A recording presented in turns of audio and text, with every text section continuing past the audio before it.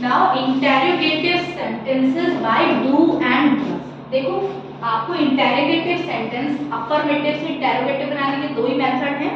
एक तो सिंपल सा जो सेंटेंस है उसमें हेल्पिंग वर्ब से बना देंगे आप, ठीक है।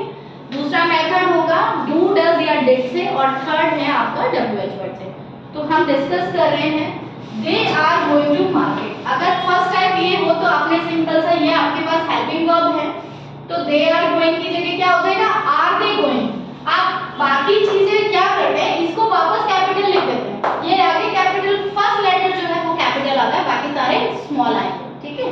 अब हमने आर को पहले लिखा because are is helping verb.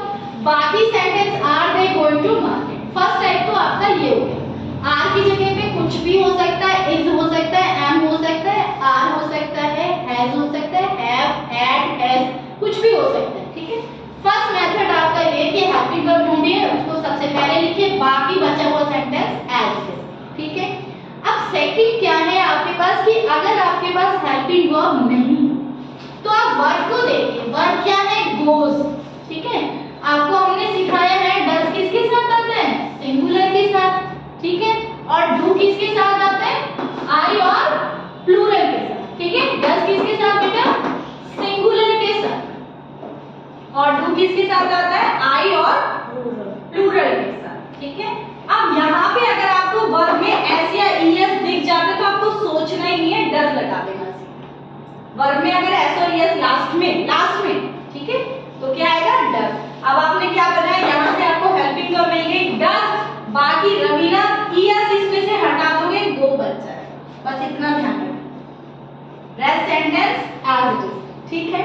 यहाँ पे आइए, we want to play cricket. अब वांट में देखिए एस और ईएस नहीं आ रहा है, कुछ नहीं आ रहा, तो क्या लिख दोगे, do we want to play cricket, as it is आ गया सारा सेंटेंस। समझ में आ गया।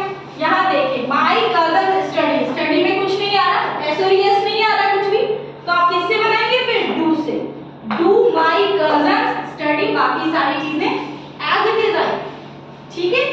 डू और डज में तो सिर्फ डू डज स्टार्टिंग में आ जाएगा, बाकी सेंटेंस एज इट इज, ठीक है।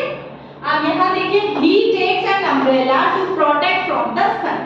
यहाँ टेक्स में देखिए एस और ईएस दोनों आ रहे हैं लास्ट में, तो किससे बनाएंगे, डज से, है ना, सिंपल सा मैथड। तो आपने डज लिखा, does he take an umbrella to protect from the sun, as it is. अब यहाँ पे दो चीज ध्यान रखनी है कि जब आपने डू डज या एपिक वगैरह लिख दिया तो बाकी सारे सेंटेंस जो है वो स्मॉल लेटर्स में हो जाएंगे, except proper noun. Proper noun की तो ऑलवेज कैपिटल ही आता है, लेकिन जो बाकी वर्ड्स हैं आपके वो सब किसमें आ जाएंगे, स्मॉल में, ठीक है।